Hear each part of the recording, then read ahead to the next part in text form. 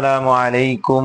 কেমন আছেন সম্মানিত দেশবাসী? আলহামদুলিল্লাহ, আপনাদের দোয়ায় আমি মোহাম্মদ মনিরুজ্জামান ভালোই আছি।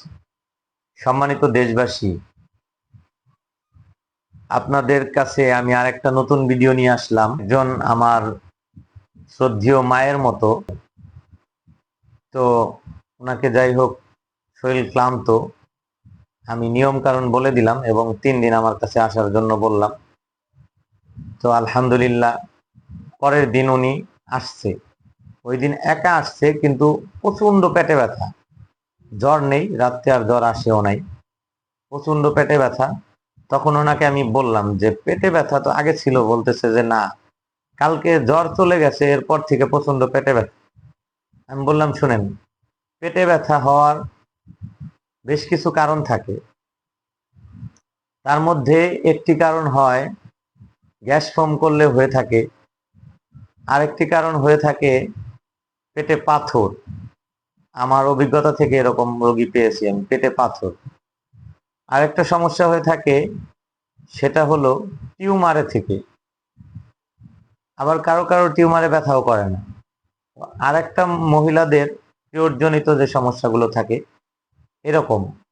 তো উনি বলতেছে যে বাবা, আমার এটা 5 বছর যাবত বয়সের কারণে নেই, আমার বয়স প্রায় 50। তো আমি ওনাকে রুকিয়া করার পর একটা ওষুধ খাইয়ে দিলাম, একটা মশলা জাতীয় ওষুধ। আমি বললাম যদি আপনার এই পেটে ব্যথা কমে যায়, কমে গেলে আপনি আরো 2 দিন আমার কাছ থেকে এসে রুকিয়া করে নিয়ে যাবেন। আমি যেখানে চিকিৎসা দিয়ে থাকি, আমি ওখান থেকে প্রায় সবকিছু গোছগাছ করে বাসায় চলে আসবো। এরকম অবস্থায় সম্ভবত তার মেয়ে বা ওই রকম মেয়ের বয়সী একজন মেয়ে, প্রায় 20 বছরের মতো। আর ওই খালাম্মার বয়স ছিল প্রায় 50-এর কাছাকাছি। তো ওনাকে ধরে নিয়ে আসতেছে, উনি প্রচন্ড জ্বর, প্রচন্ড জ্বর, মানে কল্পনা অতীত।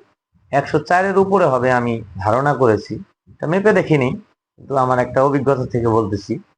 উনি আসছে, এসে মানে দাঁড়াইতে পারতেছে না। আমি আমার চেয়ারটা দিলাম বসার জন্য, তো বসলো। আমি ওনাকে জিজ্ঞাসা করলাম কি সমস্যা।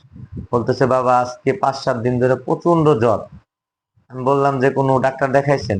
বলতেছে হ্যাঁ, ওষুধ খাইতেছি, এগুলো কাজ হচ্ছে না।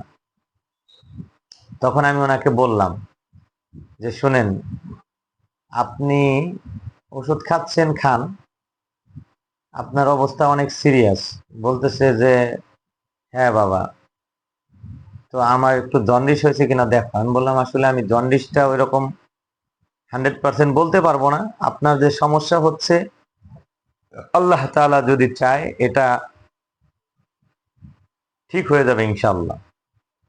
তখন উনি বলতেছে যে তাহলে কি কি করা লাগবে। আমি বললাম যে আমি আপনাকে লেবু করে দিব আর রুকিয়া করে দিব, ঠিক হবে ইনশাআল্লাহ।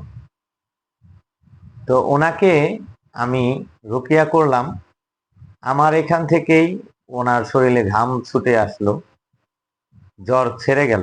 আসসালামু আলাইকুম রহমতুল্লাহ। জি খালা, আপনি যে প্রথম আসছিলেন, আপনার কি অবস্থা ছিল, এখন কি রকম আছেন বলেন?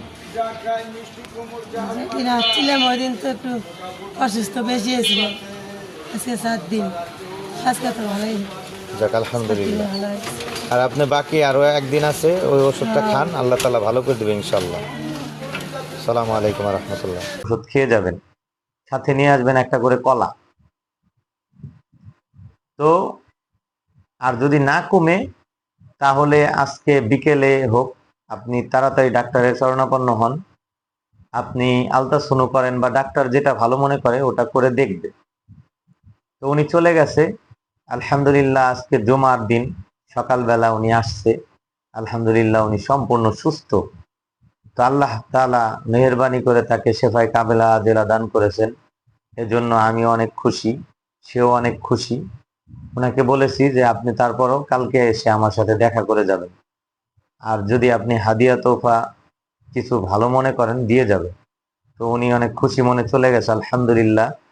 আল্লাহ তাআলা আপনাদের খেদমত করার আমাকে তৌফিক দিয়েছে, এজন্য আমি শুকরিয়া আদায় করি আলহামদুলিল্লাহি রাব্বিল আলামিন। সবাই আমার ভিডিওগুলো দেখবেন, বেশি বেশি শেয়ার করবেন। সবাই সুস্থ থাকবেন, ভালো থাকবেন। আসসালামু আলাইকুম ওয়া রাহমাতুল্লাহি ওয়া বারাকাতুহু।